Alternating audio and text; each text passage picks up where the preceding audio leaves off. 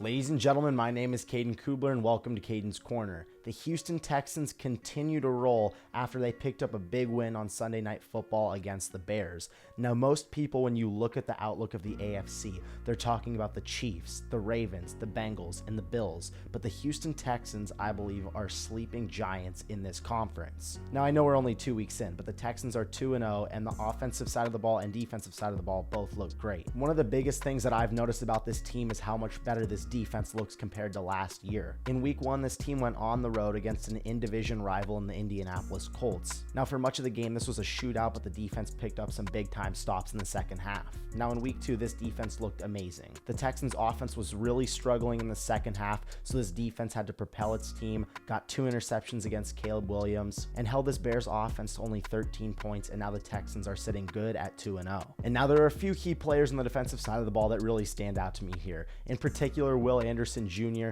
the defensive end that they selected out of Alabama with the 3rd overall pick last year, had himself a game. He's continuing to get better and more confident with every game that he plays with the Texans. And now you pair him up with veteran edge rusher and Danielle Hunter, and this is looking like a nightmare for quarterbacks. I also love this linebacking core. I think they've got some old school guys that absolutely fly to the football. In a great pickup this offseason, they picked up Azeez Al-Shaair. I thought he was a great player when he was with the Niners a few years ago when he was formerly coached by DeMeco Ryans, but now he's with the Texans and they've reunited. Another one of their linebackers that I think plays some inspired football is Henry Toto. He had some critical tackles in last night's game, and this linebacking core absolutely flies around. This secondary also has some big-time players as well. Jalen Pitre looked great last night. If you're looking for a safety that's willing to go into the box, make some big-time tackles, Jalen Pitre is your guy. And Derek Stingley, their former top 5 pick from a few years ago, is looking phenomenal. He had a big-time interception on Caleb Williams last night. So when you look at this defense, it's continuing to get better. DeMeco Ryans has coached these guys up so well, and I think that they're going to be a problem in the future and throughout this year. And we all know how dangerous the Texans are on the offensive side of the ball, and the real reason why I believe they're Super Bowl contenders. CJ Stroud introduced himself to the league last year, having the best rookie quarterback season in NFL history, and he's not only a bona fide top 10 quarterback in the NFL, he's a borderline top 5 quarterback in the league right now. Stroud is just continuing to get better, and he's proving that the sophomore slump does not apply to him. Now, in the backfield with Stroud, the Texans signed Joe Money Mixon in free agency, and he's been quite the bell cow back for this team. In week 1, he had 30 carries for 150 yards and 1 touchdown, and Joe Mixon has proven that he hasn't fallen off. Now, when you look at this Texans receiving core, it is absolutely disgusting. Stroud has playmakers everywhere. Now, the guy that I think is going to absolutely light the league on fire this year is Nico Collins. He had his coming out party last year with Stroud when Tank Dell went down, but Nico Collins took full advantage of the opportunity and went nuclear. Now, a moment to me that just stands out so vividly was last year when the Colts were playing the Texans. Now, whatever team won that game was going to win the division and make the playoffs.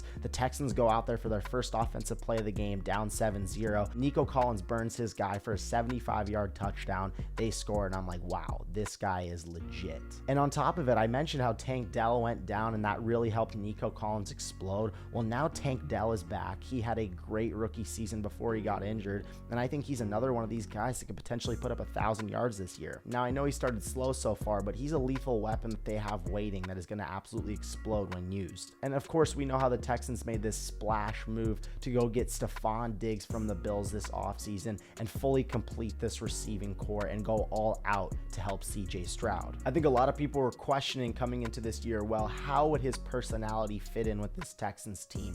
Also, he didn't really look that great in the second half of the season because the Bills kind of phased him out with their new offensive system.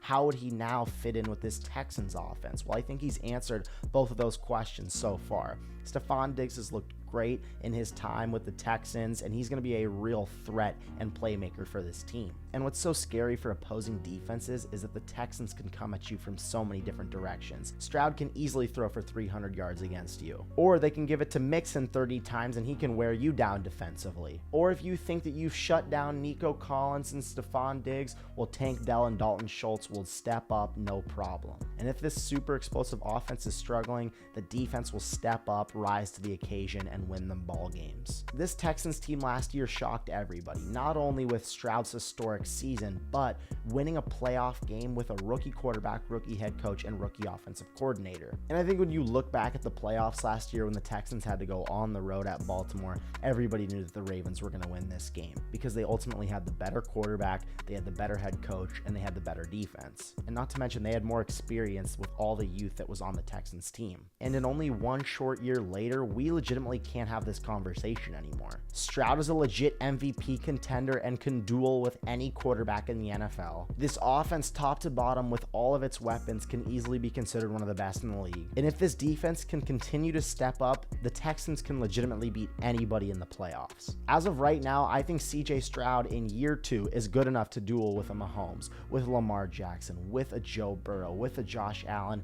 or any of the juggernaut quarterbacks in the AFC or in the NFL. I think because the Texans are in a small market, they're seriously not getting enough credit right now. They're a shoo-in to win the division. Every other team in the AFC South is 0-2. After week 2, it's safe to say that without overreacting, the Texans are the second best team in the AFC right now. I believe outside of Joe Burrow and the Bengals, the Texans have the best shot at taking down Patrick Mahomes and the Chiefs in the playoffs. I'm Caden Kubler, and that's my take.